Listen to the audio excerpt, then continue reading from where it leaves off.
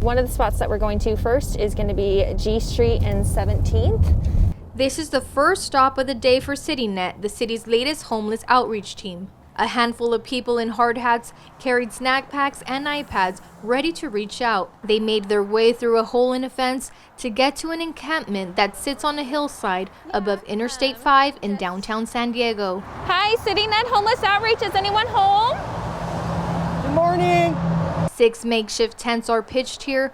All are homes belonging to someone. A pair of CityNet staffers visit each tent, hoping someone is home and ready to receive help. Are you shelter ready? Shelter? Oh, No. Karen Garner is a case manager with CityNet. She says this is their 3rd time visiting this encampment. Yeah, we've been here about 3 times.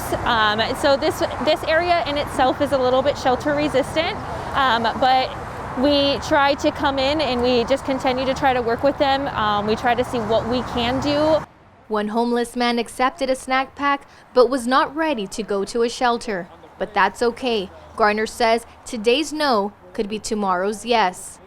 Garner says that's the beauty of their program. They continually engage with individuals living on the street and they build a rapport with them until they finally are willing to accept help. We find 80 to 85% of the folks are very interested. They're just saying, please help us understand how to work the system, to navigate it. We would love to not be living here on the side of the freeway, and that has been consistent in our experience here as well.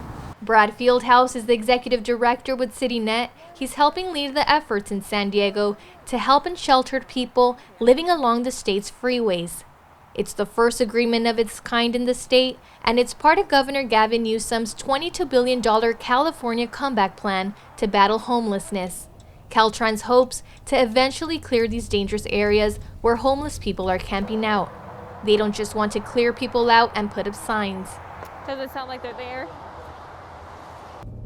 Caltrans meets with CityNet crews daily and escorts them to each encampment. An area is not cleared out until CityNet has had the sufficient time to get people into shelter. We're here to make sure that these clients know that we value them. We're here to help them in any aspect. For some encampments, it may take weeks before individuals accept help. Since the team started working in San Diego, they've engaged with more than 460 homeless people. More than 100 have accepted help, which includes case management and connecting with behavioral health services. But only 11 people have been successfully placed in shelters. Garner says it can be disappointing when a person doesn't want to accept help. They have to be ready to make the change and to get off the streets. I was homeless when I got him.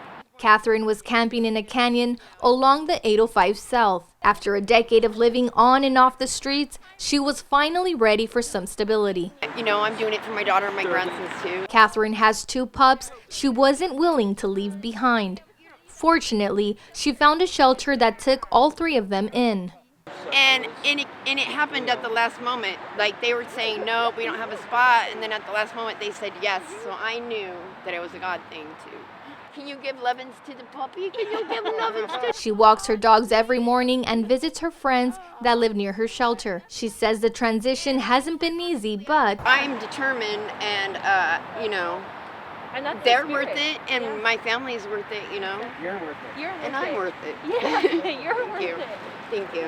Garner says seeing people like Catherine make a positive change is what it's all about.